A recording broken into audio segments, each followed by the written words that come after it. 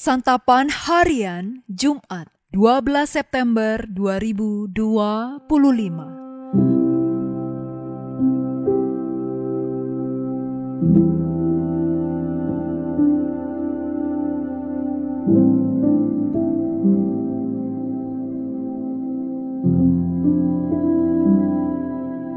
Inilah program Santapan Harian, sebuah program yang mengajak Anda menelusuri isi Alkitab, agar Anda menemukan makna firman Tuhan sesuai dengan konteksnya.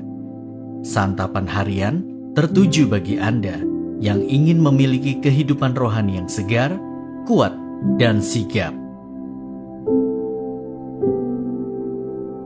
Hari ini kita akan membaca Lukas pasalnya yang ke-15, ayat 11 hingga ayatnya yang ke-32.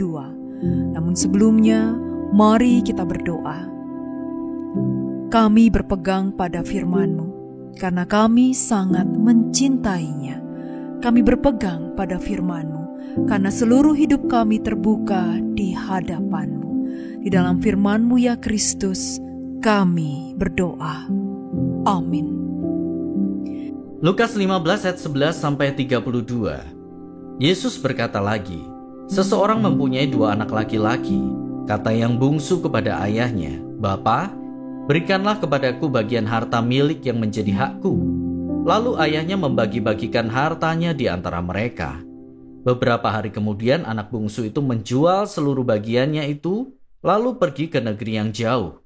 Di sana ia memboroskan harta miliknya itu dengan hidup berfoya-foya. Setelah dihabiskannya semuanya, timbullah bencana kelaparan di negeri itu dan ia pun mulai melarat. Ia pun pergi dan menggantungkan hidupnya pada seorang warga negeri itu. Orang itu menyuruh dia ke ladang untuk menjaga babinya. Ia ingin mengisi perutnya dengan ampas yang menjadi makanan babi itu, tetapi tidak seorang pun yang memberikan kepada dia. Lalu ia menyadari keadaannya, katanya, "Betapa banyaknya orang upahan Bapakku yang berlimpah-limpah makanannya, tetapi aku di sini mati kelaparan. Aku akan bangkit dan pergi kepada Bapakku dan berkata kepadanya, Bapa, aku telah berdosa terhadap surga dan terhadap Bapa. Aku tidak layak lagi disebut anak Bapa. Jadikanlah aku sebagai salah seorang upahan Bapa." Lalu bangkitlah ia dan pergi kepada ayahnya. Ketika ia masih jauh, ayahnya telah melihatnya. Lalu tergeraklah hatinya oleh belas kasihan. Ayahnya berlari menemui dia lalu merangkul dan mencium dia. Kata anak itu kepadanya, "Bapa, aku telah berdosa terhadap surga dan terhadap Bapa. Aku tidak layak lagi disebut anak Bapa." Namun ayah itu berkata kepada hamba-hambanya, "Lekaslah, bawa kemari jubah yang terbaik. Pakaikanlah itu kepadanya dan kenakanlah cincin pada jarinya dan sepatu pada kakinya. Ambillah anak lembu yang gemuk itu, sembelihlah dan marilah kita makan dan bersukaria. Sebab anakku ini telah mati dan kini hidup kembali. Ia telah hilang dan kini ditemukan kembali." Lalu mulailah mereka bersukaria. Sementara itu anaknya yang sulung berada di ladang. Ketika ia pulang dan sudah dekat rumah, ia mendengar suara musik dan nyanyian tari-tarian. Ia memanggil salah seorang hamba dan bertanya kepadanya, apa yang sedang terjadi. Jawab hamba itu, "Adikmu telah kembali dan ayahmu telah menyembelih anak lembu yang gemuk, karena ia mendapatnya kembali dalam keadaan sehat." Anak sulung itu marah, dan ia tidak mau masuk. Lalu ayahnya keluar dan membujuk dia. Namun ia menjawab ayahnya, "Lihatlah, telah bertahun-tahun aku melayani Bapa dan belum pernah aku melanggar perintah Bapa. Tetapi kepadaku belum pernah Bapa memberikan seekor anak kambing untuk bersukaria dengan sahabat-sahabatku. Tetapi baru saja datang anak Bapa yang telah menghabiskan harta Bapa dengan pelacur-pelacur, maka Bapa menyembelih anak lembu yang gemuk itu untuk dia." Kata ayahnya kepadanya, "Anakku, engkau selalu bersama aku, dan segala milikku adalah milikmu. Kita patut bersukaria dan bergembira, karena adikmu telah mati dan kini hidup kembali. Ia telah hilang dan kini ditemukan kembali."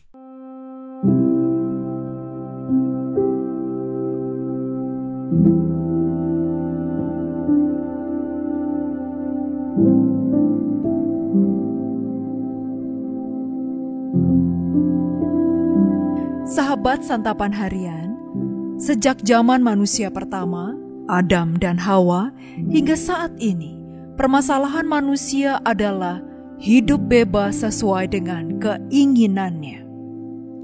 Manusia rela melepas dan meninggalkan kenikmatan hidup di hadirat Allah demi kenikmatan dosa yang sesaat.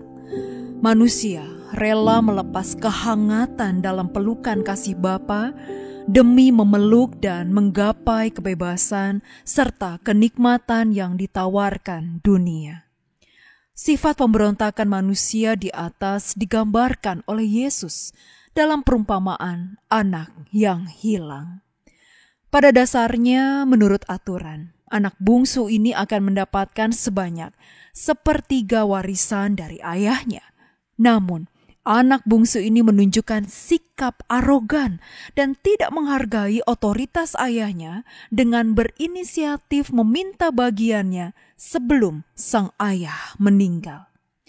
Si bungsu ini pada dasarnya mewakili karakter manusia berdosa yang suka memberontak dan cenderung ingin hidup bebas sesuai dengan kemauannya sendiri. Sama seperti si bungsu ini, manusia berdosa yang cenderung memberontak ini acap kali harus mencapai titik terendah dan tragedi menyedihkan sebelum sadar bahwa kita memiliki Bapa yang baik dan memiliki segalanya. Beruntungnya adalah kita memiliki Bapa yang dengan tangan terbuka dan hati yang penuh kasih menunggu dan selalu memberikan kesempatan kedua ketika kita mau berbalik padanya.